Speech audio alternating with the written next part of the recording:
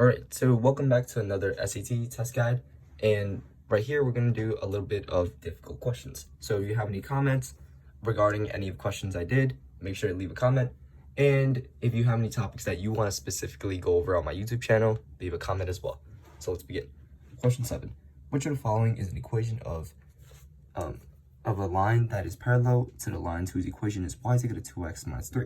So this is written in slope-intercept form, as we described in the previous video, which you can check in the description down below. So y is equal to 2x minus 3, where it's in y is equal to mx plus b form, right? Where m is your slope and b is your y-intercept. So basically, what is our slope in this case? It's 2. And as explained, if it's parallel, it has the same slope. So parallel, when it's parallel, it has the same slope. So basically, what is the slope in this case? It's 2. So our parallel line has to have a slope of 2, and m is the slope, so we just look which one has a slope of 2. A works because that has a slope of 2. B has a slope of negative 2. That doesn't work. C has a slope of 1/2. Doesn't work as well. D has a slope of negative 1/2, and as well as E. So both of those don't work because it's not 2, meaning your only acceptable choice is A. All right, next question. Question 8.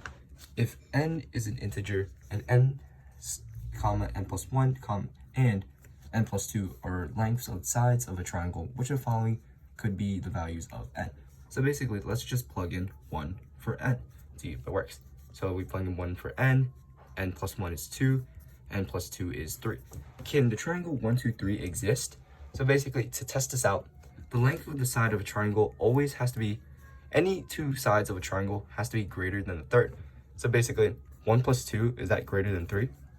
Is 3 greater than 3? No, that's not. So A, or statement 1, cannot be true. Let's check 3. We have 3, n plus 1 is 4, n plus 2 is 3 plus 2, which is 5. Does this work? 3 plus 4 is greater than 5, 7 is greater than 5. That is true, meaning 2 works. As you guys might know, 3, 4, 5 is a Pythagorean triplet, so that of course works. How about 13? So we have n, 13, n plus 1, 14, n plus 2, 13 plus 2 is 15. 13 plus 14 is greater than 15. Is that true? 27 is greater than 15. So statement 3 also works. So it means we only have statement 2 and statement 3 working, meaning D, 2, and 3 are your answer. Continuing on. Oh, eraser. So we have question 9. A bank raised the minimum payment on its charge accounts from $10 to $20 per month. What was the percent increase in the minimum monthly payment? So basically, how do we calculate percent change? Percent change. Remember this formula. It's very common in your life as well as on any math test that you're going to take.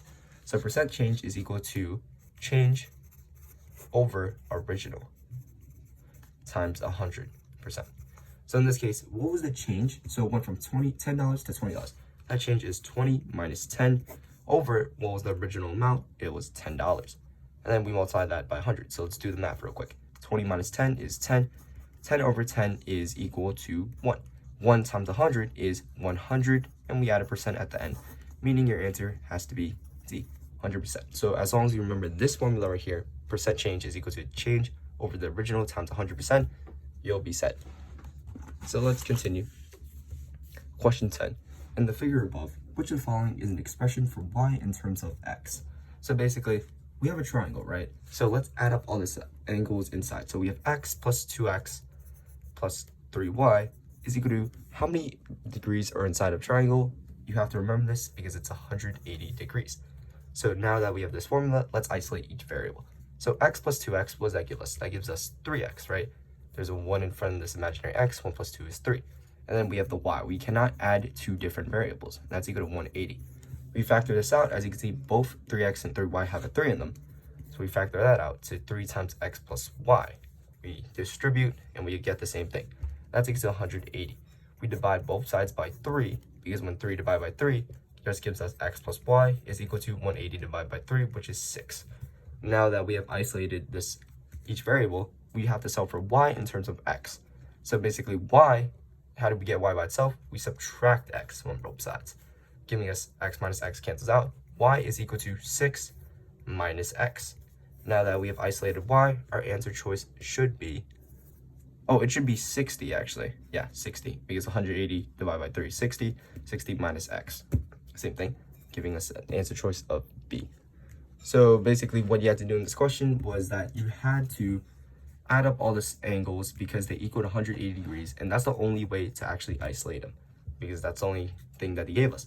Now you add up and distribute, or you factor basically, giving you this 3 times x plus y is equal to 180, divide by 3 on both sides, because that's the greatest common factor, giving you x plus y is equal to 60.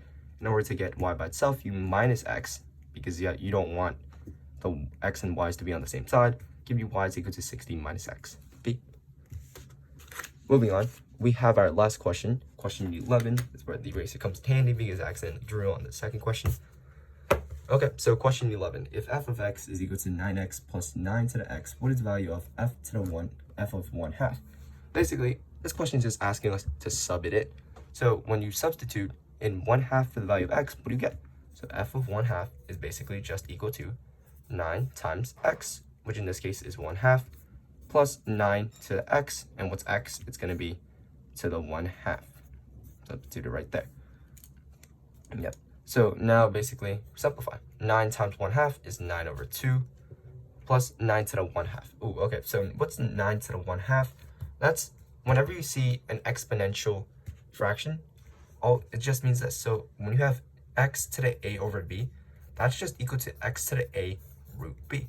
So 9 to the 1/2 is just equal to 9 to the first power root 2, right? And x to the numerator root denominator. 9 to the numerator, 1 root denominator. What's the 2 root? That's just equal to the square root, right? So that's the square root of 9 to the first, which is just 9. The square root of 9, that's just equal to 3. So this is equal to 9 over 2 plus 9 to the 1/2, which is just equal to 3. So what's 9/2 plus 3? 3 is equal to 6 over 2, right? You cannot add fractions with different denominators. So 6 over 2. So this becomes 9 over 1/2 plus, instead of 3, 6 over 2. That's equal to what? 9 plus 6 is 15 over 2. Simplify 15 over 2 will give you 7.5. Meaning answer has to be C. So if you enjoyed this video, make sure to leave a like and subscribe. And if you have any questions, leave it in the comments. Thank you guys, and stay tuned for the next one.